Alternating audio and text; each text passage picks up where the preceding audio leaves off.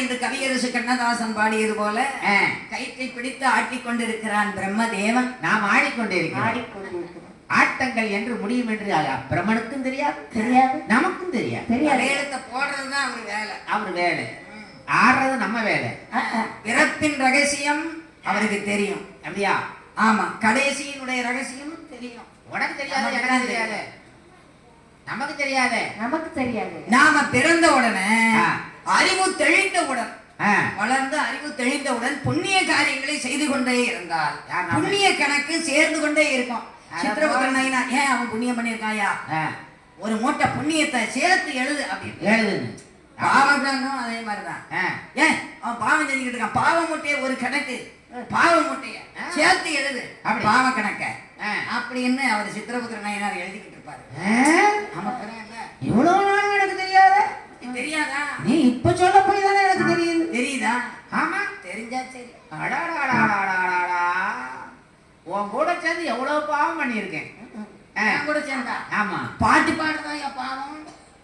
பாவம் தாளம் சேர்ந்ததுதான் பாவம். அப்படி சொல்லுங்கய்யா. நீ என்னம்மா நீ இப்படி பாவம் ராகம் தாளம் அதான் பாட்டு சொல்லுங்க. அதை சொல்ல வந்தா எதையே வர நீங்க எப்படியோ மாத்திட்டீங்க. எப்படியோ மாத்திட்டானா? ஆமா. நீங்க என் பேர் பாட்டுக்கார புலவர் அண்ணாவி இல்ல, பாட்டுக்கார அண்ணாவி எந்த வேணாலும் மாத்து. என் பேர் என்னன்னு உனக்கு தெரியுமா? என்ன பேர் ஐயா? என் பேர் கோபி கிருஷ்ணன். அந்த கிருஷ்ணன் நினைச்சா என்ன கதையும் எப்படியும் மாத்துவார். அதான் மாத்திருவீங்க. ஆமா. இந்த மும்மூர்த்திகளாலே, இந்த ஏழைய மும்மூர்த்திகளாலும் பராசக்தியினுடைய கருணை பார்வையினாலே இந்த உலகமெல்லாம் இயங்குகிறது. அமதாயி அமதாயி அமதாயி. ஐயா எம்மா, அப்படி உலகமெல்லாம் இயங்கும் போது சரி, வலது கண் சூரியன், இடது கண் சந்திரன் சக்திக்கு. இந்த கண்ணாமா சூரியன்? அவன் சூரியன் தான். அவன் கண்ணை விழிச்சாதான் சூரியனே ஆதவனே விழிப்பார். இந்த கண்ணை சந்திரனமா? இது மூக்கு, மூக்கு எல்லாமே இருக்கு.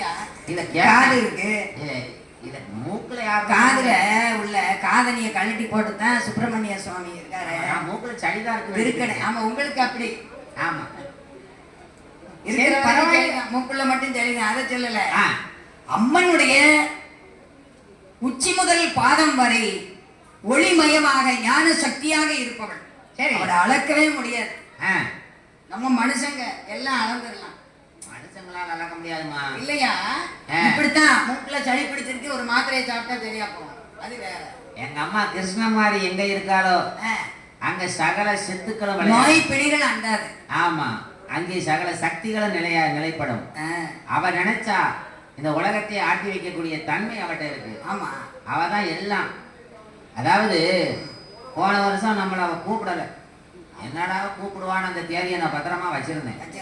கடைசியில அந்த தேதியில எங்கேயும் போக முடியாத இடமா வந்துருச்சு. திடீர்னு அவர் கூப்பிட்டுருவாரு, அவர் தேவை நான் பத்திரமா வச்சிருந்தானே என்னமோ தெரியல. கிருஷ்ணமாரியை நம்மளே போன வருஷம் ஒதுக்கி வச்சுட்டா. ஆனா இந்த வருஷம் போய் பாடிப்பா. ஆமா ஆமா, அது உண்மைதான். அதாவது இந்த கிருஷ்ணமாரி அம்மா நினைச்சாதான் இந்த உலகத்துல நாம இயங்க முடியும். இயக்கம் என்பது அவள் தான். ஆலயத்துக்கு வர வேண்டும் என்றால் அவளுடைய அனுமதி இல்லாம வர முடியாது, அவளுடைய அனுக்கிரகம் இல்லாம வர முடியாது. ஆமா, அதுதானே உண்மை.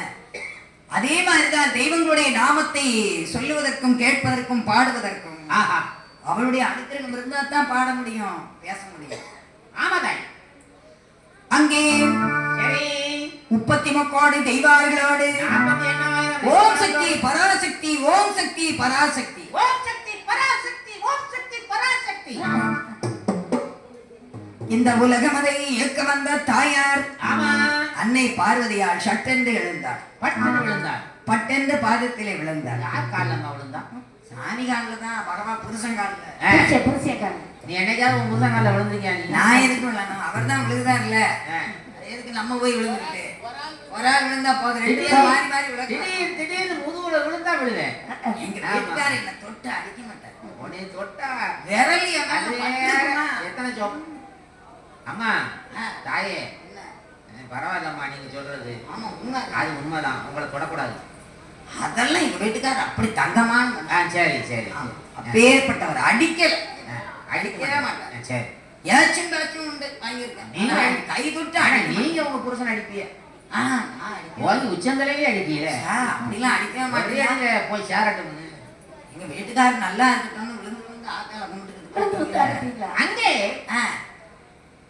என் தாயாகிய கிருஷ்ணமாரி சரிகின்றன அங்கே இருக்கின்ற அந்த உலகில் எழுந்து பார்க்க வேணும் உமையவளும் என்ன கொண்டாள்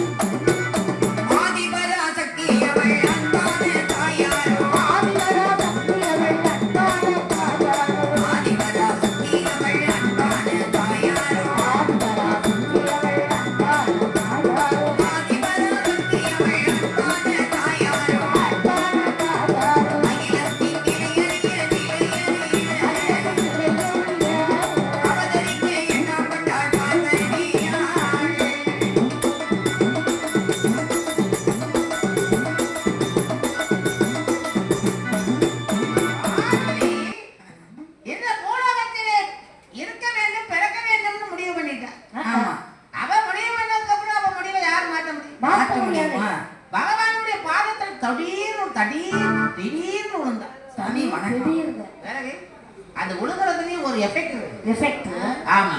உடனே பகவான் பார்த்தாரு, அடிப்பெண்ணே பார்வதி ஏண்டி என் காலில் விழுகிற சாமி என்னடி வேணும்? உலகத்தை அளந்து பார்க்கணும்னு ஆவல் கொண்டேன். அளந்து பார்க்க போறியா? செல்ல மக்களை காண வேண்டும், பூலோகத்துல போய் குடியிருக்கணும்னு ஆசைப்பட்டேன். நீ இது தப்பா சாமி? நான் தப்பு. என் பிள்ளைகளை பார்க்கணும் இல்ல, நான் தப்புனே சொல்லலையே. ஆமா, காப்பாத்தணும், உலகத்தை அளந்து பார்க்கணும். சரி அதான் கேட்டேன். அப்படியா? ஆமா சாமி. ஓ என்னப்படியே நடக்கட்டும். நீ இந்த உலகத்தை அளந்து பார்க்க வேண்டும் ஆவல் கொண்டு விட்டாய். வரும் அம்மா பார்வதியே வார்த்தைகள்